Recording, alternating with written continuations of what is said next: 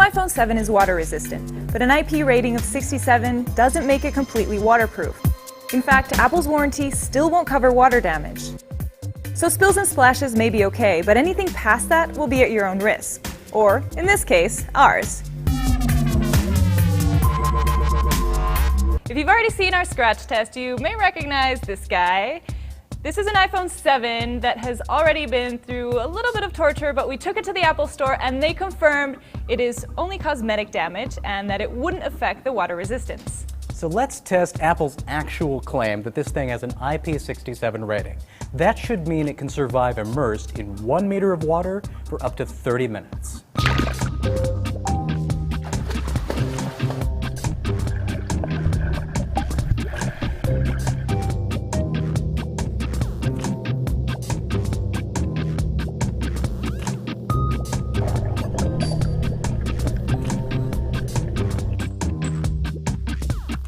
So we just let this phone sit for about 15 minutes because when we first pulled it out of the water, we noticed a little issue with the speakers where they didn't sound very good. Now we're going to run all of our tests and see how this looks. So far, you can see the screen looks great. Doesn't seem to have any issues with touch here. Got a home button that seems to be working the way it should. Volume up and down on the rockers are okay. And if I press this power button, that seems to work as well. Now if we go over to and place a little bit of music, we're going to see how these speakers sound. I've definitely got some volume again. It didn't have that the first time, but I'm only really hearing audio out of the bottom speakers. It's supposed to be stereo.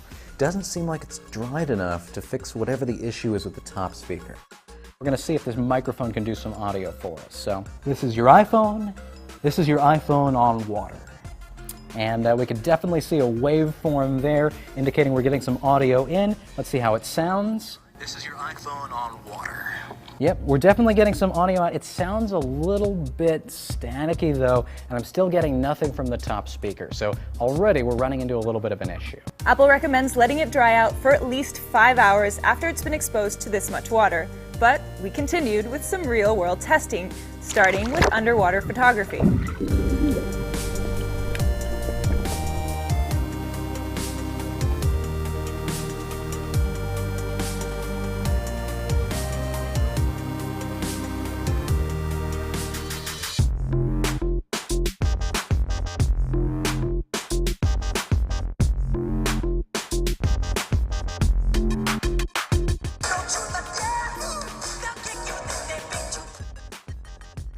This is your iPhone.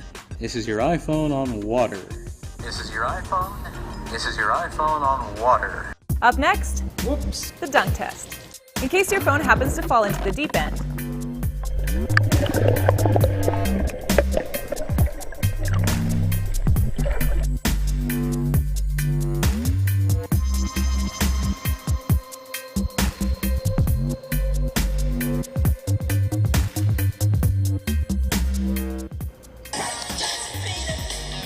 Your iPhone 7 on water.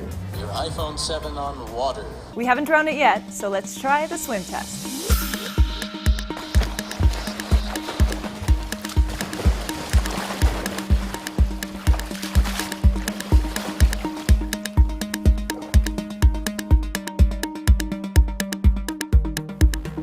So obviously, we're not at the pool anymore, we're back in the office. I'm dry, the phone's dry, and it's had about 24 hours to recover. And while most everything seems to be back to working order, the speakers still aren't in their original condition.